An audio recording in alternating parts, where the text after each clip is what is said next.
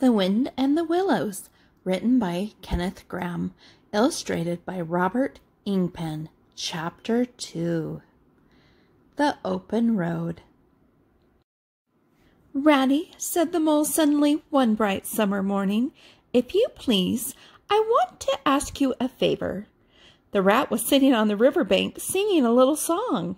He had just composed it himself, so he was very taken up with it, and would not pay proper attention to Mole or anything else. Since early morning he had been swimming in the river, in company with his friends the ducks. And when the ducks stood on their heads suddenly, as ducks will, he would dive down and tickle their necks, just under where their chins would be if ducks had chins, till they were forced to come to the surface again in a hurry, spluttering and angry and shaking their feathers at him, for it is impossible to say quite all you feel when your head is under water.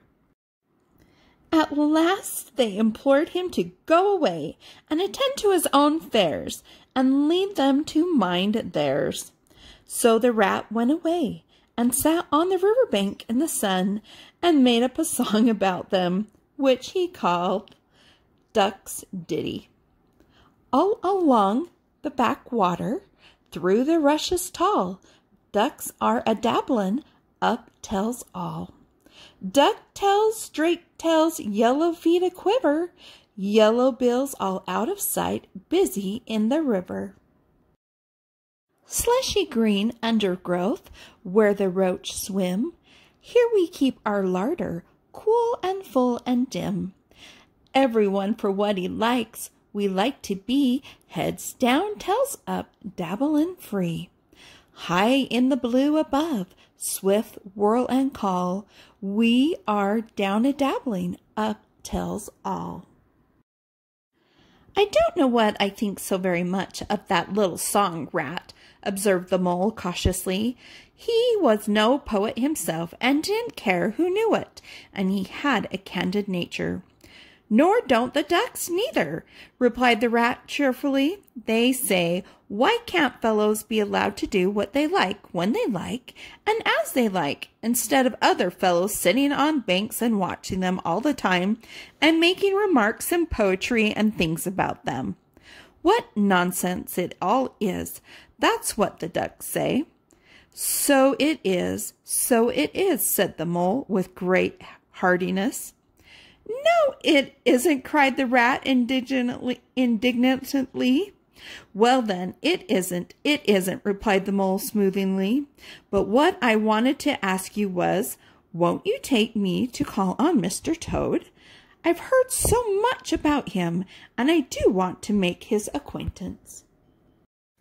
"Why, certainly," said the good-natured rat, jumping to his feet and dismissing poetry from his mind for the day. "Get the boat out, and we'll paddle up there at once.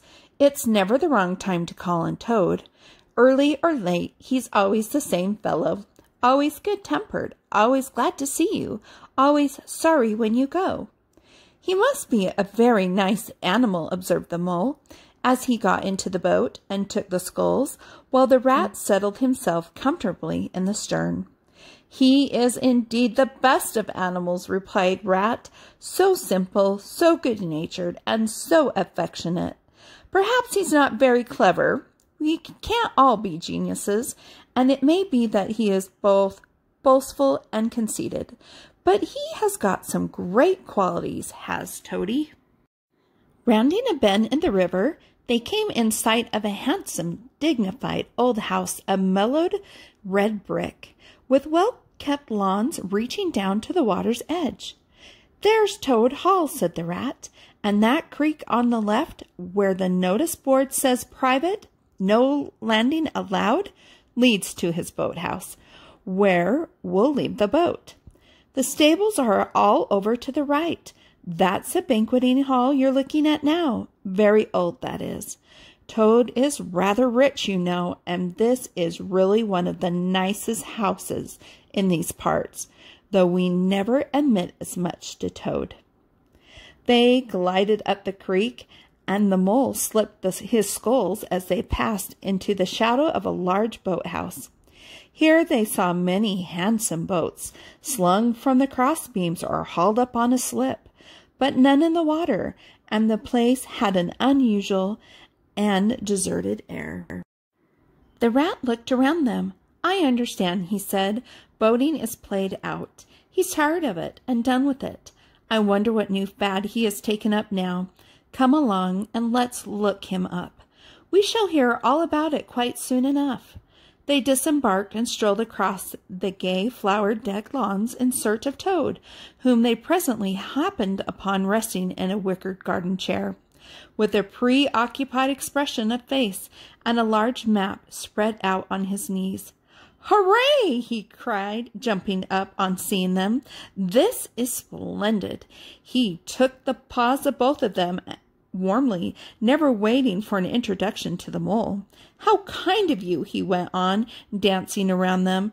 "I was just going to send a boat down the river for you, Ratty, with strict orders that you were to be fetched up here at once, whatever you were doing.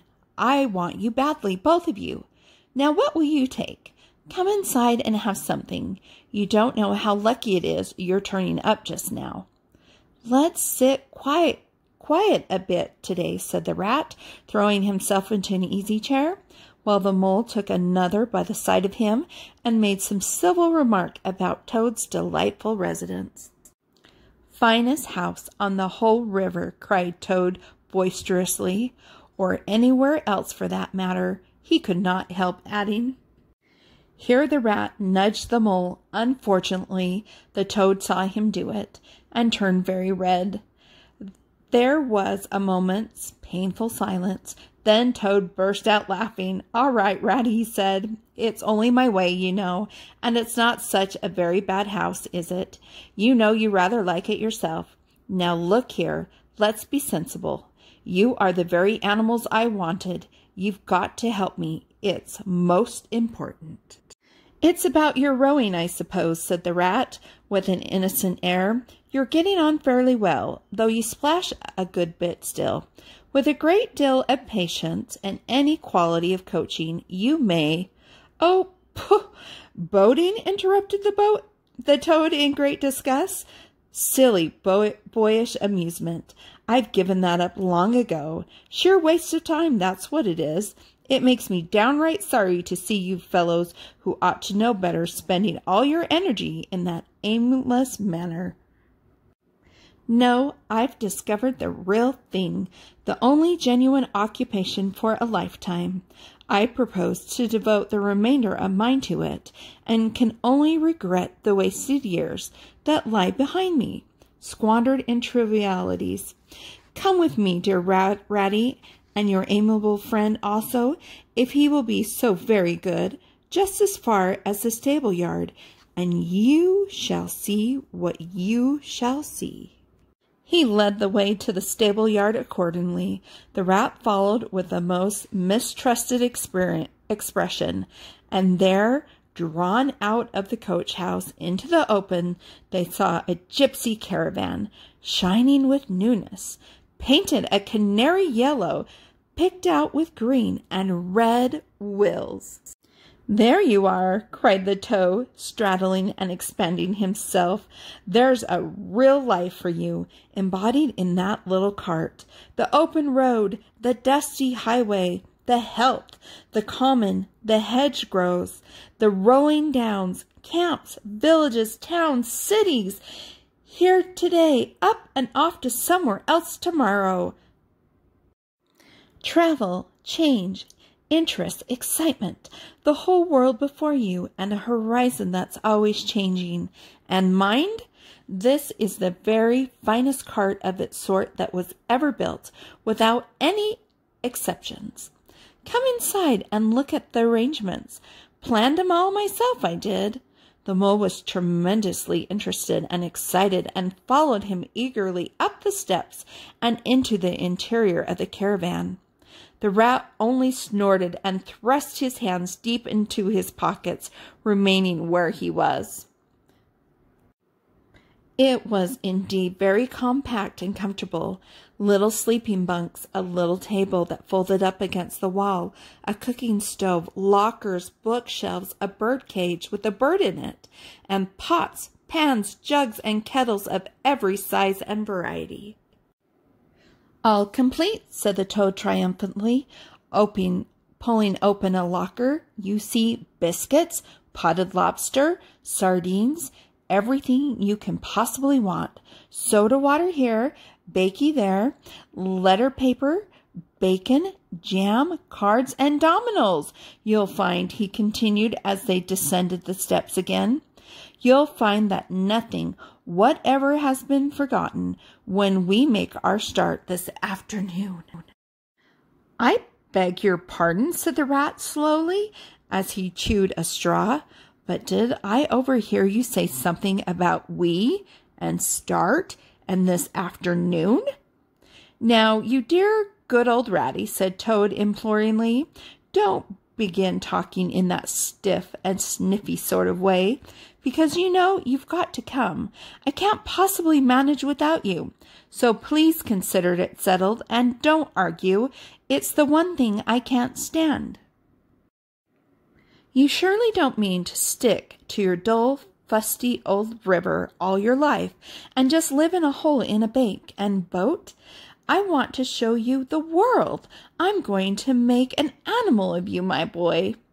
"I don't care," said the rat doggedly. "I'm not coming, and that's flat.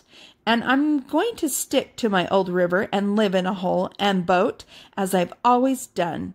And what's more, Mole's going to stick to me and do as I do. Aren't you, Mole?" "Of course I am," said the Mole loyally. "I'll always stick to you, Rat, and what you say is to be, has got to be. All the same, it sounds as if it might have been, well, rather fun, you know," he added wistfully. Poor Mole! The life adventurous was so new a thing to him, and so thrilling, and this fresh aspect of it was so tempting, and he had fallen in love at first sight with the canary-colored cart and all its little fitments. The rat saw what was passing in his mind and wavered. He hated disappointing people, and he was fond of the Mole, and would do almost anything to oblige him. Toad was watching both of them closely. "Come along in and have some lunch," he said diplomatically, "and we'll talk it over. We needn't decide anything in a hurry. Of course, I don't really care. I only want to give pleasure to you fellows. Live for others. That's my motto in life." During luncheon, which was excellent, of course, as everything at Toad Hall always was, the Toad simply let himself go. Disregarding the rat, he proceeded to play upon the inexperienced Mole as on a harp, naturally a voluble animal, and always mastered by his imagination. He painted the prospects of the trip and the joys of the open life and the roadside in such glowing colors that the Mole could hardly sit in his chair for excitement. Somehow it was soon seemed taken for granted by all three of them that the trip was a settled thing, and the rat, though still unconvinced in his mind, allowed his good nature to override his personal objections. He could not bear to disappoint his two friends, who were already deep in schemes and anticipation, planning out each day's separate occupation for several weeks ahead. When they were quite ready, the now triumphant Toad led his companions to the paddock and set them to capture the old gray horse, who, without having been consulted, and to his own extreme annoyance, had been told off by Toad for the duteous job in this dusty expedition. He frankly preferred the paddock, and took a deal of catching. Meantime, Toad packed the locker still tighter with necessities, and hung nose bags, nets of onions, bundles of hay, and baskets from the bottom of the cart. At last the horse was caught and harnessed, and they set off, all talking at once, each animal either trudging up the side of the cart or sitting on the shaft as the humor took him. It was a golden afternoon. The smell of the dust they kicked up was rich and satisfying. Out of thick orchards on either side of the road, birds called and whistled to them cheerily. Good-natured wayfarers passing them gave them good day, or stopped to say nice things about their beautiful cart.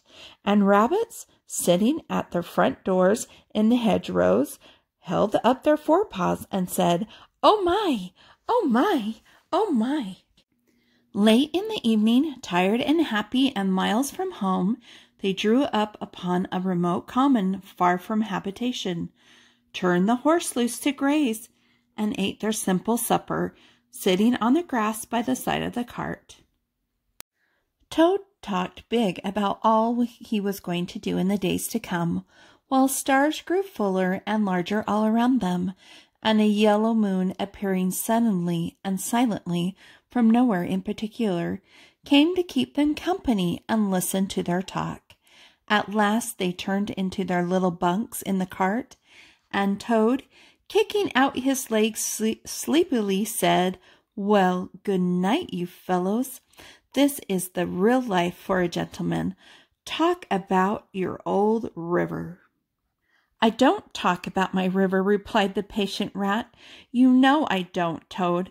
But I think about it," he added pathetically in a lower tone. "I think about it all the time." The mole reached out from under his blanket, felt for the rat's paw in the darkness, and gave it a squeeze. "I'll do whatever you like, Ratty," he whispered. "Shall we run away tomorrow morning, quite early, very early, and go back to our dear old hole on the river?" "No, no, we'll see it out," whispered back the rat. "Thanks awfully, but I ought to stick by Toad till this trip is ended. It wouldn't be safe for him to be left to himself. It won't take very long. His fads never do. Good night." The end was indeed nearer than even the rat suspected. After so much open air and excitement, the Toad slept very soundly, and no amount of shaking could rouse him out of bed next morning. So the mole and rat turned to, quietly and manfully, and while the rat saw to the horse, and lit a fire, and cleaned last night's cups and platters, and got things ready for breakfast, the mole trudged off to the nearest village, a long way off, for milk and eggs and various necessities the Toad had, of course, forgotten to provide. The hard work had all been done, and the two animals were resting, thoroughly exhausted, by the time Toad appeared on the scene, fresh and gay, remarking about a pleasant, easy life it was that they were all leading now, after the cares and worries and fatigues of housekeeping at home. They had a pleasant ramble that day over grassy downs and along narrow by-lanes, and camped as before on a common, only this time the two guests took care that Toad should do his fair share of work. In consequence, when the time came for starting next morning, Toad was by no means so rapturous about the simplicity of the primitive life, and indeed attempted to presume his place in his bunk. Hence he was hauled by force. Their way lay, as before, across country by narrow lanes, and it was not until the afternoon that they came out on the high road, their first high road, and their disaster, fleet and unforeseen, sprang out on them. Disaster momentous indeed to their expedition, but simply overwhelming in its effects on the after career of Toad. They were strolling along the high road easily, the mole by the horse's head, talking to him, since the horse had complained that he was being frightfully left out of it, and nobody considered him in the least. The Toad and the water rat walking behind the cart, talking together. At least Toad was talking, and Rat was saying at intervals, "Yes, precisely. And what did you say to him?" and thinking all the time of something very different, when from far behind them they heard a faint, warning hum, like the drone of a distant bee. Glancing back, they saw a small cloud of dust with a dark center of energy advancing on them at incredible speed, while from out of the dust a faint poop, poop, wailed like an uneasy animal in pain. Hardly regarding it, they turned to resume their conversation. Then in an instant, as it seemed, the peaceful scene was changed, and with a blast of wind and a whirl of sound that made them jump from the nearest ditch, it was on them. The poop, poop, rang with a brazen shout in their ears. They had a moment's glimpse of an interior of glittering plate glass and rich morocco, and the magnificent motor car, immense, breath-snatching, passionate, with its pilot tense and hugging his wheels, possessed all earth and air for the fraction of a second, flung an enveloping cloud of dust that blinded and enwrapped them utterly, and then dwindled to a speck in the far distance, changed back into a drone bee once more. The old gray horse, dreaming as he plodded along of his quiet paddock in a new raw situation such as this, simply abandoned himself to his natural emotions, rearing, plunging, backing steadily in spite of all the mole's efforts at his head, and all of Mole's lively language directed at his better feelings. He drove the cart backwards towards the deep ditch at the side of the road. It wavered an instant. Then there was a heart-rending crash, and the canary-colored cart, their pride and their joy, lay on its side in the ditch, an irredeemable wreck. The rat danced up and down in the road, simply transported with passion. "You villains!" he shouted, shaking his fists. "You scoundrels! You highwaymen! You roadhogs! I'll have the law on you! I'll report you! I'll take you through all the courts!" His homesickness had quite slipped away from him, and for the moment he was the skipper of the canary-colored vessel, driven on a shoal by the reckless jockeying of rival marines, and he was trying to recollect all the fine and biting things he used to say to masters of steam launches when their wash, as they drove too near the bank, used to flood his parlor carpet at home. Toad sat straight down in the middle of the dusty road, his legs stretched out before him, and stared fixedly in the direction of the disappearing motor car. He breathed short. His face wore a placid satisfaction expression, and at intervals he faintly murmured, "Poop! Poop!" The mole was busy trying to quiet the horse, which he succeeded in doing after a time. Then he went to look at the cart on its side in the ditch. It was indeed a sorry sight. Panels and windows smashed, axles hopelessly bent, one wheel off, sardine tins scattered all over the wide world, and the bird in the birdcage sobbing pitifully and calling to be let out. The rat came to help him, but their united efforts were not sufficient to right the cart. "Hi, Toad," they cried. "Come and bear a hand, can't you?" The toad never answered a word or budged from his seat in the road, so they went to see what was the matter with him.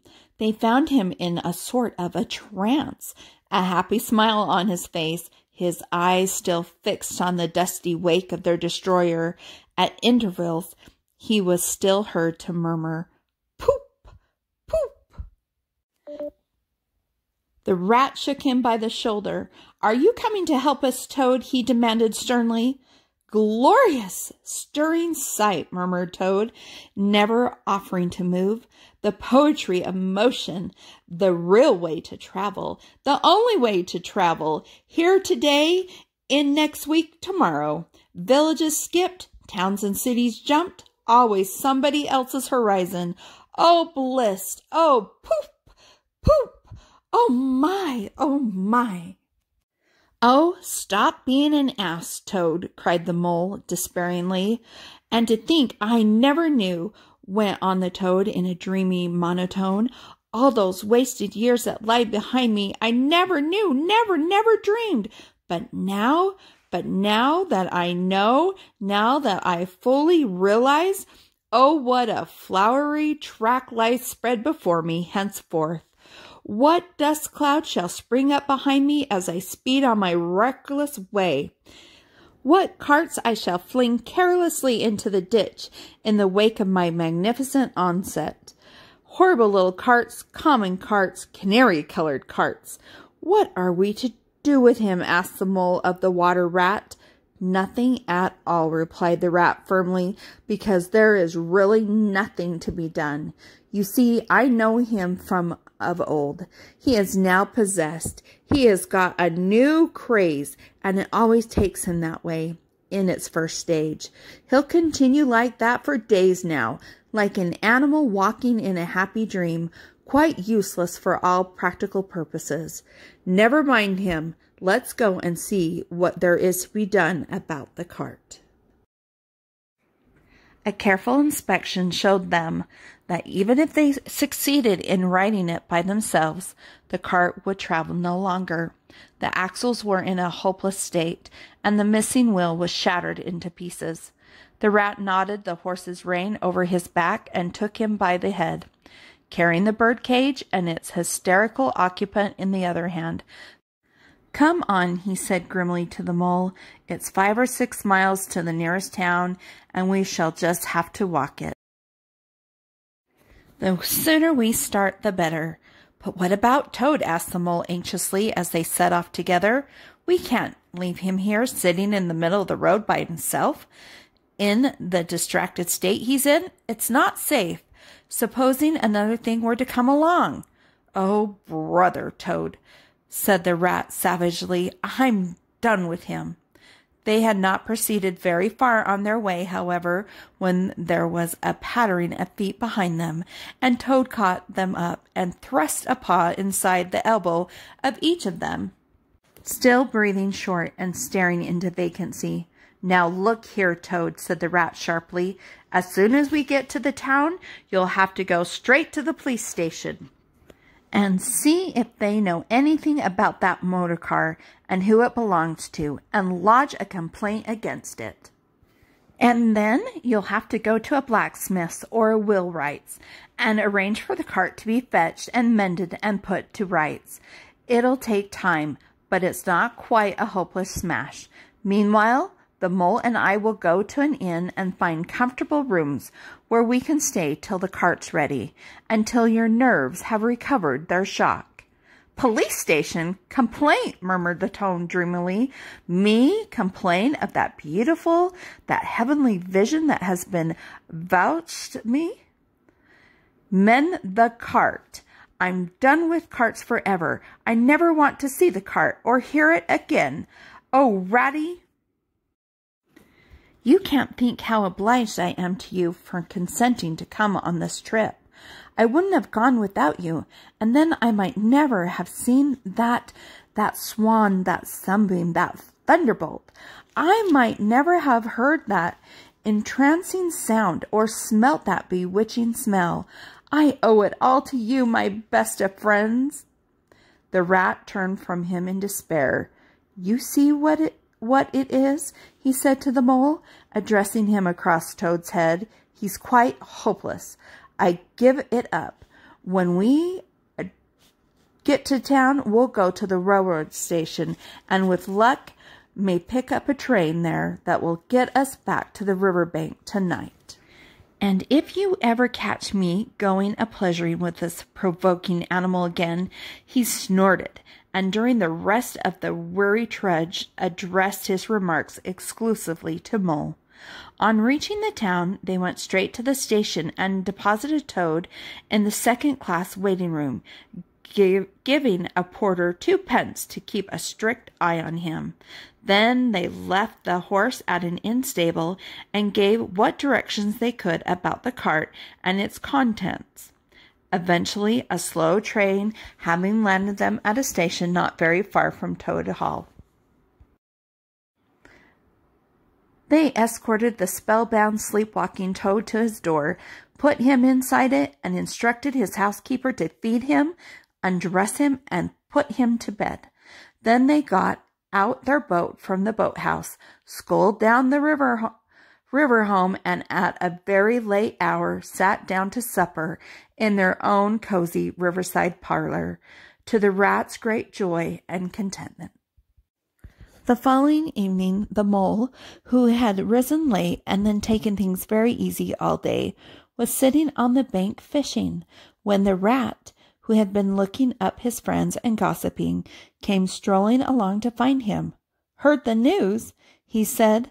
"There's nothing else being talked about all over the river bank.